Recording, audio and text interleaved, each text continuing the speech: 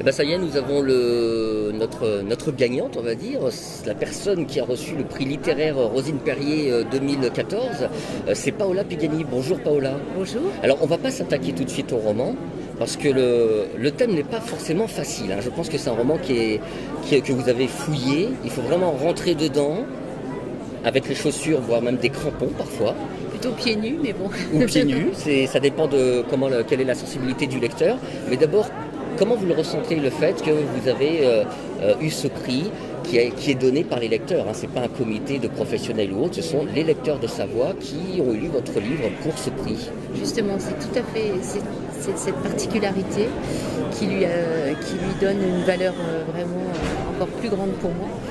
C'est comme si ce prix m'avait été attribué par un jury populaire, qui représente le travail d'une année et de quelques 800 personnes. Donc, derrière, il y a toute une synergie du livre, le Biblio Savoie, le Salon du livre d'Hermignon,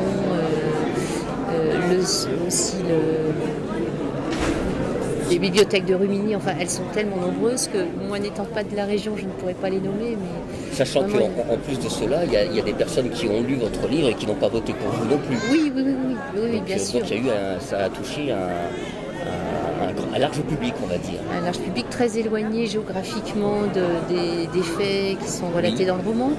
Mais je dois dire que les lecteurs qui viennent me voir là depuis hier au salon à la table des dédicaces me disent la plupart qu'elles ont découvert cette réalité historique et quelque part aussi une partie de l'âme du peuple tzigane grâce à ce roman. Donc moi je suis vraiment très flattée que les gens soient entrés pieds nus dans l'histoire de cette communauté. Alors on va en parler de ce roman, mais le sujet n'est pas forcément facile. On va d'abord le situer avant de parler des personnages. Est-ce que vous pouvez justement nous situer ce roman ? Ça se passe dans une période qui est sombre pour le monde entier d'ailleurs, et surtout pour ce que l'on appellerait maintenant cette minorité.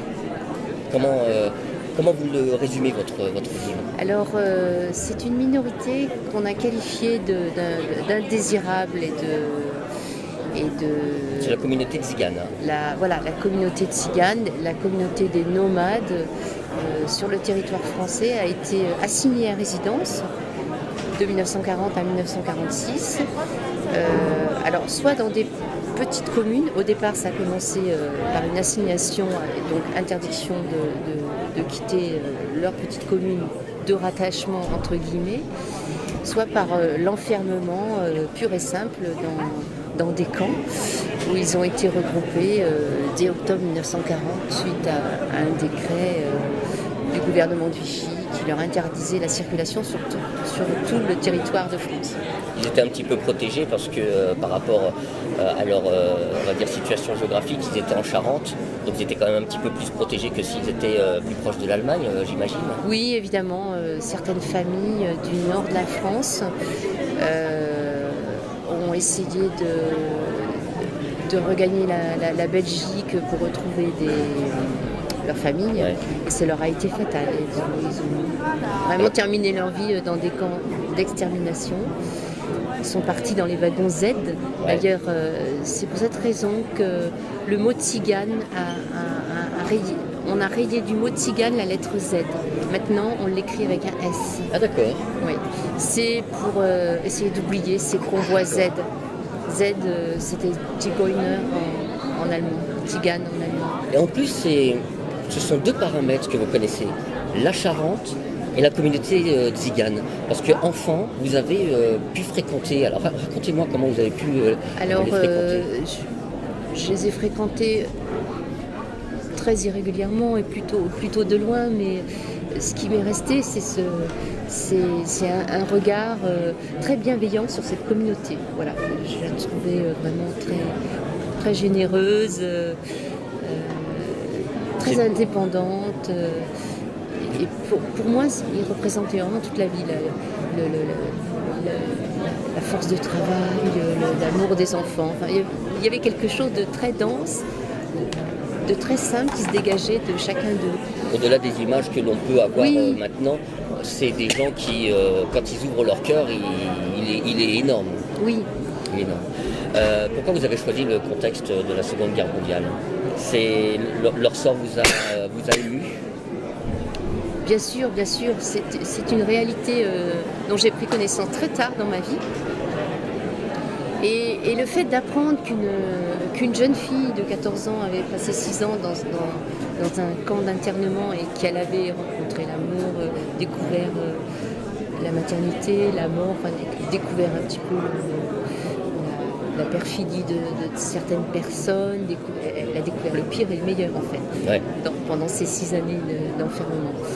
Ça motivait vraiment mon désir d'écriture. Là, j'avais un contexte certes très sombre, mais... Et si on fait le parallèle, on regarde par rapport à nos jours, si on monte un peu plus haut dans le nord de la France, on retrouve à peu près les mêmes situations, des gens qui sont en attente, qui sont enfermés dans un camp. Ça se passe au XXIe siècle. Alors pourquoi avoir choisi effectivement la Seconde Guerre mondiale? Alors que c'était plus proche de chez vous Oui, vous avez raison. Je pense qu'il est peut-être plus facile de partir du passé et que d'écrire sur le présent. C'est vrai, vous avez raison, peu de personnes font le lien avec les camps de rétention. Il y a des millions de camps dans le monde entier actuellement, de personnes déportées dans des camps de rétention pour leur bien. Alors voilà, c'est le premier prétexte d'enfermement, c'est toujours un prétexte de protection. Et en réalité, les conditions sont voilà, que ce soit à Lampedusa ou voilà, les centres du nord de la France. Alors dans ces conditions qui ne sont pas faciles, pendant la Seconde Guerre mondiale, donc l'héroïne c'est Alba, c'est une adolescente. Comment elle arrive comment elle arrive à se construire dans de telles conditions de vie? Nous, on a cette chance, on n'a pas connu vraiment les conditions de Seconde Guerre mondiale qui étaient vraiment horribles. Oui. Et elle, d'ailleurs, même toute la communauté pouvait se poser la question de savoir de quoi demain sera fait. Pardon. Oui. Donc comment elle arrive à se construire? Je pense que c'est l'héritage qu'elle a reçu toute petite, l'environnement dans lequel elle a grandi, un environnement très sain finalement.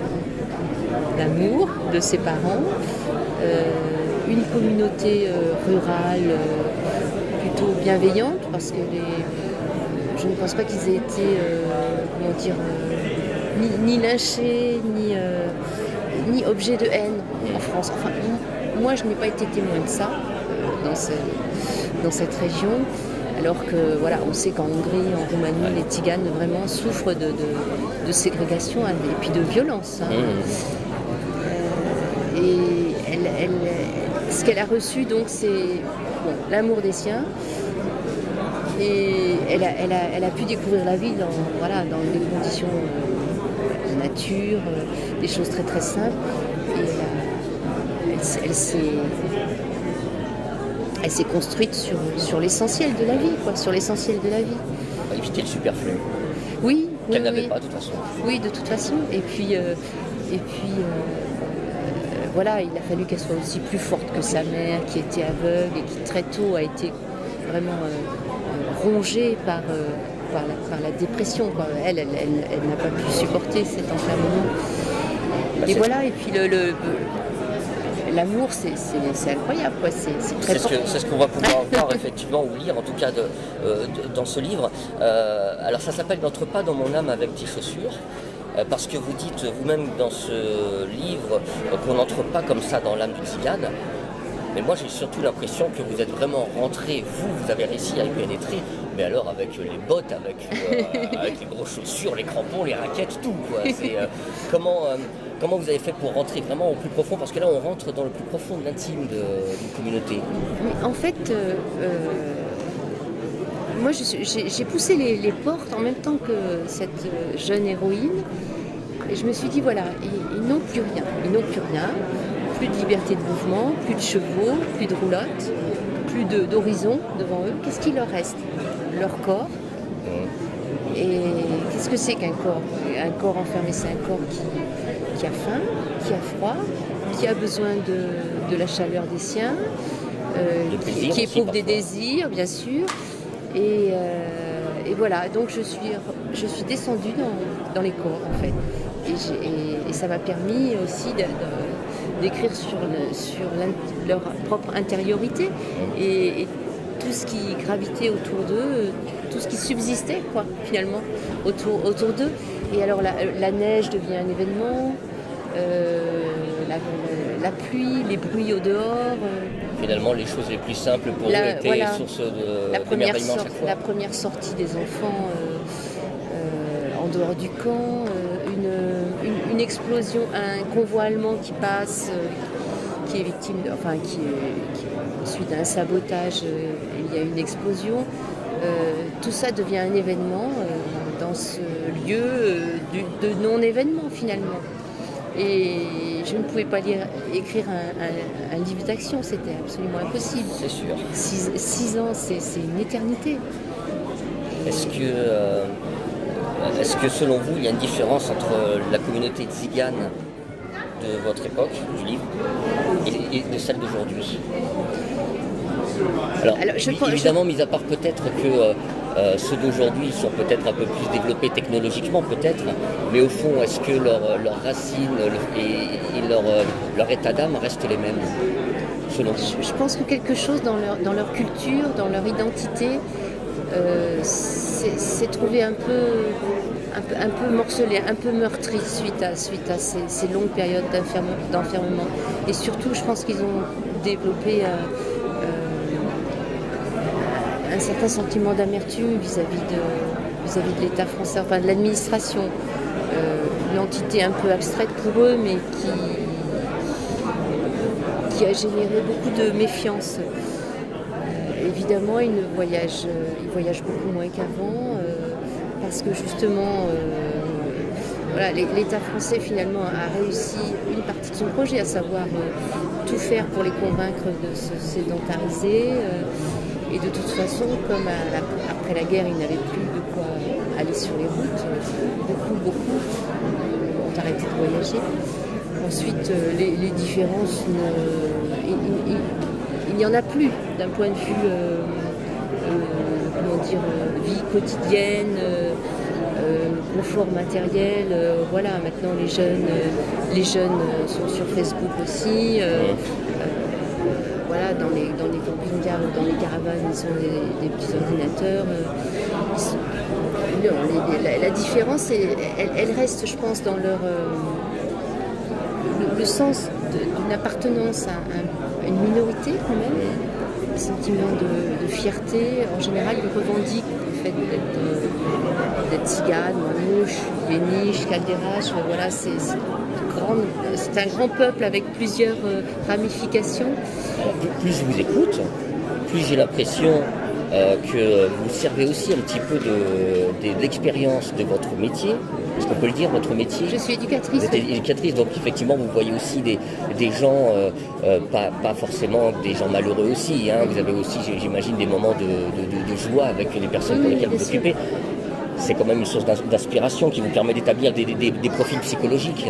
Oui, c'est très intéressant ce que vous me dites là. Je me suis pas trompé, donc. Oui, c'est la diversité humaine, voilà. La diversité humaine nourrit vraiment la littérature.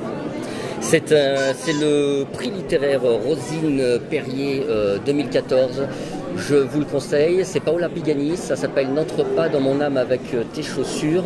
Le thème devrait vous plaire, ça se passe pendant la guerre, on parle évidemment d'une communauté qui n'est pas des plus faciles, qui n'a pas une vie très facile durant cette période. Et c'est donc voilà le prix des lecteurs de ce prix Rosine Perrier. Avant de terminer, je voulais quand même qu'on en profite avec vous, parce qu'on va le faire avec justement notre gagnante, on va dire, du prix. C'est de remercier l'IUT de Chambéry avec tous ses étudiants en licence pro technique son et image, dites-moi. Il y a donc, je vais lire, hein, donc il y a Laura Albanese, il y a Alexandre Badeau, Sidoine Tesson, Clément Vernet, Jonathan Colloigné, j'espère que je n'ai pas écorché les noms, et encadrés par leurs professeurs que sont Serge Eliès, Christophe Colonel et Claude Gomez, qui sont là donc et qui ont fait effectivement dans le cadre aussi de ce projet et qui ont réussi à se joindre à nous, à filmer toutes ces interviews. Je vais leur faire un petit coucou, les remercier. Voilà, parce que merci à vous. Parce qu'ils sont là le week-end quand même pour le faire, alors qu'ils pourraient faire la fête, ces jeunes. Hein. Ils ont peut-être fait la fête, à remarquer, hier soir. Hein. Ils ont des petits yeux. Oh, t'as des petits yeux toi là-bas. Bon, merci Paola. Merci beaucoup. Bonne chance pour la suite en tout cas. Merci. À bientôt, merci. au revoir.